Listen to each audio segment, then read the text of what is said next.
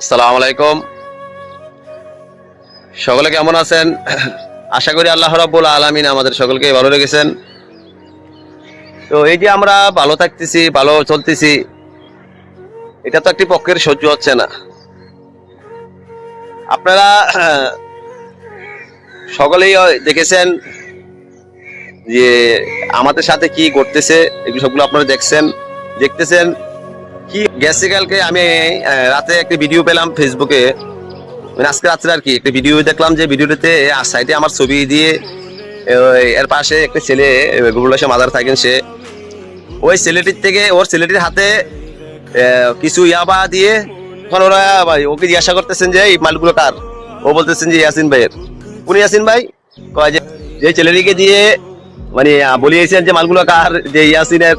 তো ওই ছেলেটিকে এই আমি এখন আপনারা তার মুখ থেকেই শুনেন কি ঘটেছিল, কি বলেছিল, কি হয়েছিল, সেটা আপনারা তার থেকেই জানুন। চলুন আমরা সকলে দেখে আসি। জাতীয় সন্ধ্যাবেলা মুদির জন্য কি লেগেছিলি? বাবার জন্য গেছিলাম।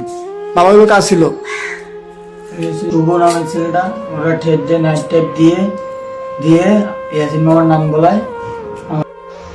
রাব্বে, জি মামা।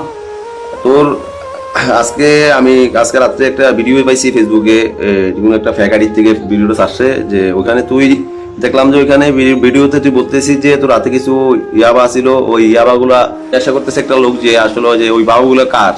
উত্তর তুই বললি যে বাবাগুলা ইয়াসিন মালেডি কার? ইয়াসিন ভাই। হ্যাঁ, ইয়াসিন ভাই কোন জায়গা? খেলাঘর। ড্রাইভার বারে কাটতে নিছে। হ্যাঁ, কালুর থেকে। ব্যবসায়ীর নাম কালু। কালু কার থেকে নিয়ে দিছে? কালু বাজার থেকে জানি না। কালু কি মাল বেচে এখন? ও আমার আনি দিছে। হ্যাঁ, ও টাকা দিছে, ও আমার দিছে। ও টাকা দিছে, আনি দিছে যে ওর সাথে সাথে দিছে। সাথে সাথে দিছে? ও আচ্ছা, আটটা সুন্দর মতো। সুন্দর। হ্যাঁ ম্যাম, কই থাকস তুই? আমি করবো মাজারে ঘুমাস? হ্যাঁ, ফুটপাতে পথচারী। এই বাবাগুলা কার, মূলত কার? আমার এই জিনিসটা তুই কার জন্য গিয়েছিলি কালকে? আমি কি আজও কি তোকে বাবার জন্য পাঠিয়েছিলাম কি না? সত্যটা, যেটা সত্য ঘটনা সেটা তুই খুলে বল। মানে আসলে কালকে বিষয়টা কি হয়েছিল, কখন গেছিলি, কোথায় গেছিলি বাবার জন্য, এটা আগে বল। বাবার জন্য গেছিলি কোথায় তুই? কালকে সন্ধ্যে 7টা বাজে আমি লালগাম বাজার যাই। একটু জোরে বলো। কালকে সন্ধ্যে 7টা বাজে আমি লালগাম বাজার যাই মালের জন্য।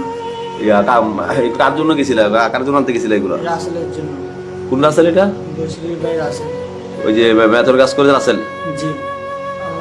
তো তাহলে রাসেলের জন্য বাবার লাই গেলে, তাহলে ওইখানে যে ওই লোকগুলো তোমাকে ধরলো, ছেলেগুলো কারা, এটা আমার দেখার বিষয় না, যে ধরক না কেন, তো ধরলে তো এখানে আমার নামটা কেন বলছো? এখানে ওরা আমার দৌড়ে আগে জোরে বলো, এখানে আমি শুনতেছে না, বলো। ওরা আমাকে দৌড়ে আগে সিং বসে, সিং করার পর দিয়ে মাইদুর বসে, মাইদুর করে কবি শালার ফুট, এটা তুই তোর বলবি না, তুই এটা ইয়াসিনে বলবি। তোমার আগের থেকে শিখে দিছে? জি, আগে থেকে শিখে আমাকে এই ধরনের কাহিনী নাইট টেপ দিয়ে ঠেট দিয়েছে।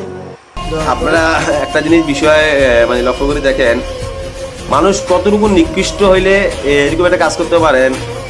সে একটা, তার বয়সটা দেখেন, তার কতই বা হবে, তাকে কালকে সে নাকি বলে কালকে আপনার ওই যে আমাদের ডাবরপাড়ের ময়লার কাজ করে যে রাসেল, ওই রাসেলের জন্য বাবা কি নেশার জন্য আনতে গেছে যে মতিজন্না, ওইখানে আমাদের ডাবরপাড়ের কিছু ছেলে সহ মিলে, আপনারা বুঝতেছেন আমি নামগুলো প্রকাশ করব, এই আমার এমটি গ্রুপের ছেলেরা ওকে ধরে, মানে যারা আমাদের সারাটা জীবন আমাদের ক্ষতি করে আসছেন, ওই লোকগুলা তাকে ধরে আগে প্রচন্ড মাইদুর করছে ওকে মেরে বলছে যে তুই স্বীকার করবি, তুই বলবি যে এগুলা ইয়াসিনের দেওয়ার পরের, এরকম যদি বলস তোকে আমরা ছেড়ে দিব।